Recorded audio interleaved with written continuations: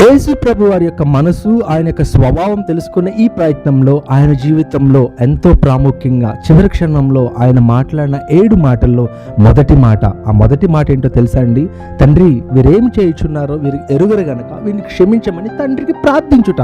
యేసు ప్రభు జాలిగల దేవుడు, దయగల దేవుడు, ప్రేమామయుడు, కనికరం కలిగిన దేవుడు. ఎలా అయ్యారు? ఎవరైతే ఆయన హింసిస్తున్నారో, ఎవరైతే ఆయన బాధ పెడుతున్నారో, ఎవరైతే ఆయన కొట్టారో, ఎవరైతే అన్యాయపు తీర్పు తీర్చారో వారిని క్షమించమని తండ్రికి ప్రార్థిస్తున్నారు. ఆయన సువార్త పత్రికలో ఆయన చెప్పడమే కాదు మాట, నీ శత్రువుని క్షమించు అని ఆయన క్రియరూపం చేసి చూపించే శిలువలో అదే మాట పలికారు. వీరు ఏం చేయుచున్నారో తెలియదు కాబట్టి వీరిని క్షమించమని. ఈ దినం మానవాళికి క్షమాపణ చాలా అవసరం. ఎందుకంటే మనుషులుగా మనం తెలుసో తెలియకో ఎన్నో పాప కార్యాలు చేస్తుంటాం. వీటి నుంచి మనల్ని విడిపించడానికి ఒక వ్యక్తి కావాలి. వీటి నుంచి మనల్ని తప్పించి మన పాపమును క్షమించడానికి ఒకరు కావాలి. దానికి సామర్థ్యత యేసు ప్రభు దగ్గర ఉంది. ఎలాగంటే ఎవరైతే తప్పు చేయని వ్యక్తి ఉంటారో వాళ్ళు మాత్రమే తప్పు చేసిన వాళ్ళని క్షమించగలరు.